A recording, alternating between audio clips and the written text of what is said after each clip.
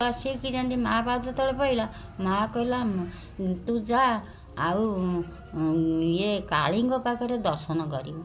କାଳୀକି ଯେମିତି ଦର୍ଶନ କଲା, କାଳୀ ସବୁଠୁ ଖଣ୍ଡା ଦେଲେ, କହିଲେ ବିପଦ ପଇଲେ ଆକୁ ଦେଖେଇବୁ।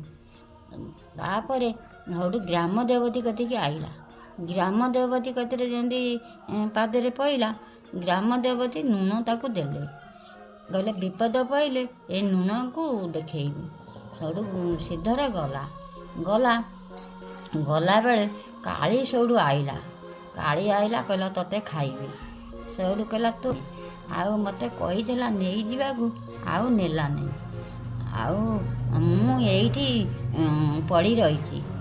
ନା ମା' ତମେ ରୁହ, ମୁଁ ଆସିଲା ଦିନ ତମକୁ ନେଇଯିବି ଗାଁକୁ। ତାପରେ ଗଲାବେଳକୁ ଲୋକମାନେ ଭିଡ଼ି ଆଇଲେ। ସେଉଠି ମଙ୍ଗଳା ମା' ଦେଇଥିଲେ ଦୁବକୁ ତାକୁ ଦେଖେଇଲା ଯେମିତି ସେ ସବୁଠୁ ଚୁପଚାପ ରହିଲେ।